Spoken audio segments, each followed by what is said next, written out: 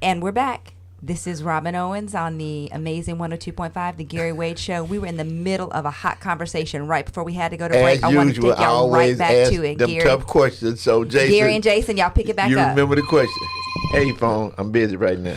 So jumping back to that, how much can we bring to the table? So in a nutshell, we're gonna bring what's needed to the table to make the deal happen. But the first thing we got to figure out is what actually can go there, because sometimes I think just we as people, period. I don't care where you come from. Sometimes we had dreams of what we want to put there, but when we go back to that urban planning, it really comes down to like, what does the city say? How can we circumvent whatever guidelines we can and maximize the space, right? So you might want to put 100 units there. It might only be 72. So before anybody can commit to saying 700, we gotta figure out what those units are and really what kind of money it's gonna bring back. I got you again, Jason. Yeah. I've kind of already did the planning part of it because I do. Yeah, I do some building. Again, okay. I do. This person ain't gonna get the message. Let me turn my phone off, guys. So while Gary handles the technical side of it, I want to ask you a question because I heard you say something, and a lot of people that never heard this term before, I want you to try to explain it to them. You said crowdfunding. Yeah. So what is crowdfunding, and what is the importance of crowdfunding? So crowdfunding is no different than, really, if you think about a company, a public company that sells stocks, right? They are selling shares in their company at a fee, and almost pretty much anybody can pay in. Right, so crowdfunding is essentially the same thing, just cater to a different market. We raising money around an asset, or you crowdfunding SEC, or you don't have to do SEC around crowdfunding, right? Yeah. You don't have to necessarily, right? Wait, okay, can y'all stop and explain what is SEC? So it's Securities Exchange Commission. So you meant that? Okay, right. I didn't know if there was a different term. No. And I may be speaking a little outside of my expertise, but when you raise money, it's usually regulated by the SEC, Securities Exchange Commission. But there are some cases, and I think crowdfunding is going to be small.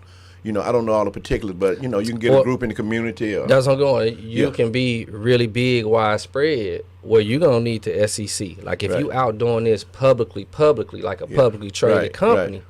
Then you're gonna need to be regulated. So Jason, again, you speaking to me because I got a lot of friends. I've never ever thought about asking any of my friends to invest into, but I feel now that it's time for me to start that. And again, I just met you today, and I'm interested in what you're saying, because what really sparked my interest was you said third ward and in the community and property. And like I said, I do own some really nice pieces of property in third ward in the Hiram Clark area that I vision putting up some. I'm the type of person, when they pass by, I want them to say, that's G Wade's spot. That's me. That's me. That's me. I just believe in doing that. I believe in making a statement, because we need to make statements in our community with real estate.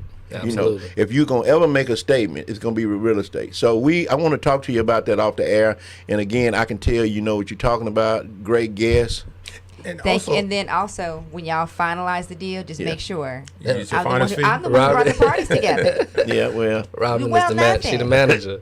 Well, nothing. Yeah. Well, I want to get back to the conversation, because this is important. Because I actually and we talked about this earlier. I invested into a property with a friend that in the Fifth Ward area. Yeah. And I got a dividend each quarter off of it. So that's why I wanted to know, because I know they have young entrepreneurs out there that have little capital, but they don't want to do the whole project because they don't want the whole responsibility. And like you said, like a stock or a trade, you get, you buy a little bit into that company just so you can have a little. Correct. I wanted you to just kind of educate the people on that, because somebody might be listening like, I'm interested in that. And other than Gary, I know Gary, he has his funds, but he could partner with, say Adam Nelson that has, we could put in whatever X, Y, and Z amount of dollars that helps Jason Hyman now in this company, and we could build one of these structures in the third ward area. So you saying as far as how that structure goes? Yes. So I mean, essentially, let's say Gary wants to do what he want to do. We may do some type of partnership with Gary, and then raise funds from passive investors, like you saying. Depending on the deal, we'll determine, is it a minimum $1,000, is it a minimum $5,000, and kind of understand what our goal is, and we'll go to market with that. So, Jason, I have a question. How many African American owned JVs, I would call them, like what you're talking about, that you know of in the Third Ward area? Because most of the black and African American realtors I know are just independent realtors that's kind of doing their own thing. How many groups like yours that I'm hearing that, and that's okay. I mean, trust me. I mean, if it's just you, then I like it, because somebody got to get it started, and I think it's a great idea because I haven't heard of your kind of group. I've heard it from other communities, whites and Jews and everybody. They do else, it all the time, every day. Exactly. They do it every day. I really took the concept from banking. Okay. I used to be a banker, so I took the concept more so from banking. This is not new necessarily. We just doing it a different way. But to answer your question, what's crazy is I don't have a number. Okay. But it's a lot of us out doing it actually. Right. But it's only maybe a small handful that's making it publicly available to more people. I got you. But folks are doing it. They doing it every day. I see it happening every day. Yeah, for sure. I got you. And again, like I say, I do too. I see a lot of people, putting their money together. But I meant on a scale, like you say, crowdfunding, making a name for themselves. Actually, putting staples in the community, taking some risk. Right, and taking the risk. Let me also add. I think one of the key distinguishing factors for what you're doing is asking the question, who is pooling the resources, investing in the community with a purpose to not only make the money be profitable, but to create and protect the community in some ways that maybe others who are, and nothing against someone who's just, I'm in real estate to make money and I want to make money, but individuals who have also a higher community focus. Right. Driving the community. We definitely want to touch folks that are local, local and on the ground, and understand what we're dealing with. And what I'll say is there's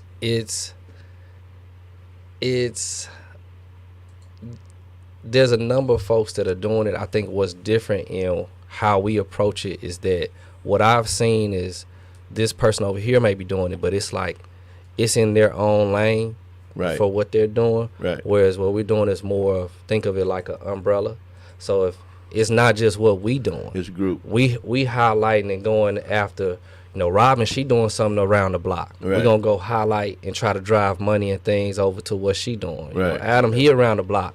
And so we using it more like a broader national campaign. If you remember, like a Black Lives Matter, that wasn't just focused in one silo for one specific, genre, so to speak. It was something that the whole nation kind of was able to rally and pull around that cause, So we took that same approach. Good.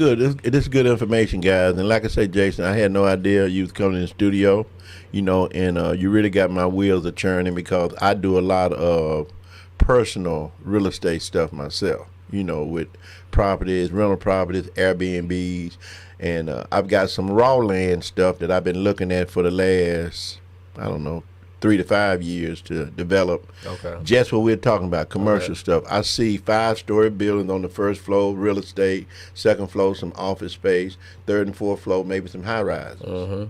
In our neighborhood, up and down OST. And to me, it's crazy. Just last night I was riding down Cullen, and I'm looking at all these old buildings, and I remember when I was a kid. They all this stuff was owned by black people. And let me tell you how I know. My mother used to have a radio talk show, okay? From Griggs Road, straight down Cullen, all the way to Chocolate Bayou. All those black businesses on the side used to buy airtime from my mama. And I used to be the one to drive to their little store and pick up $50, $100 that I didn't realize. So I tell this story all the time. When I was a kid in high school, my mother used to always catch me skipping school. I used to wonder, where would my mama work? She didn't have no job. She had a radio show where she paid $300 for 1 hour on 3 stations. So she had 3 radio shows. She sold 30 minutes of airtime for $100 a minute. Man. $3,000 per show per week in the 60s and 70s. Single mama.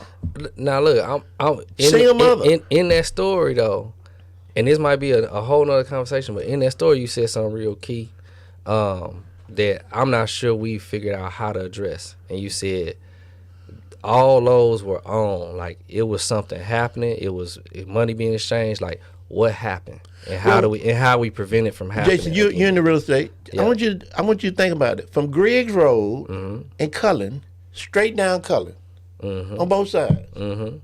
All black. All black, all hood. And if you just go back a few years, maybe 20, 30 years, you can see how all these black businesses was flourishing. Now, they doing something right now on OST. You can see a lot of stuff coming up OST. But what about Scott? But what happened? That's what I'm saying. What happened to those What, businesses? what happened? What we know and so we happened. we know what And happened. what we know happens to businesses. Black-owned businesses would have been thriving, let's say, and all of them thriving because everybody's thriving. But when that economic downturn came in the 70s, in the 80s, when legislation changed, when hard times hit, who's the least able to weather those types of storms? You know, Robin.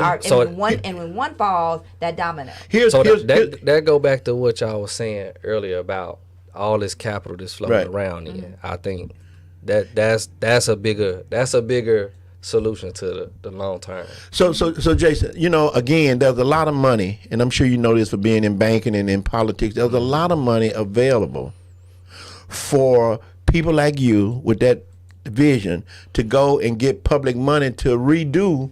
Yep.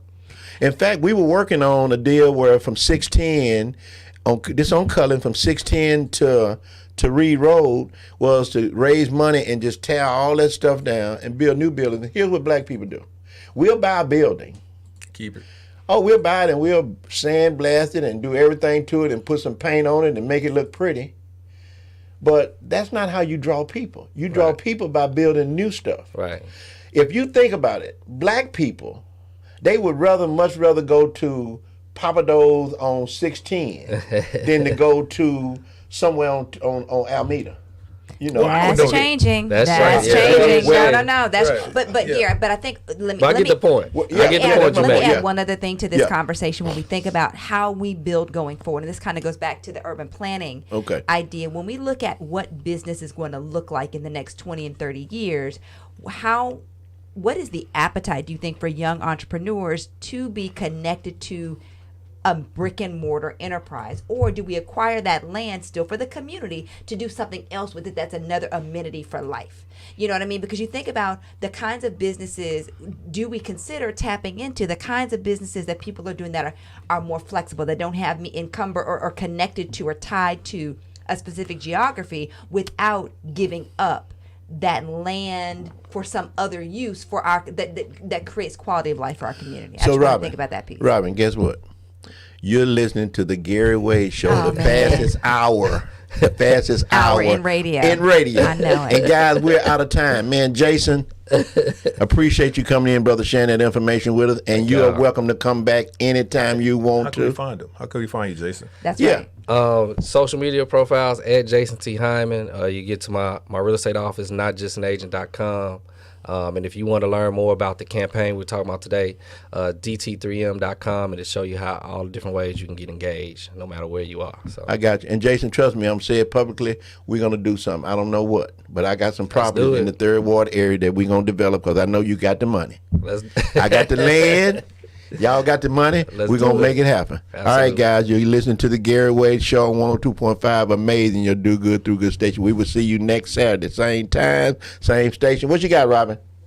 I don't have anything. This was a great conversation. So, Adam? believe it or not, I'm good. You say believe it or not. Believe it or Jason, what you got for him?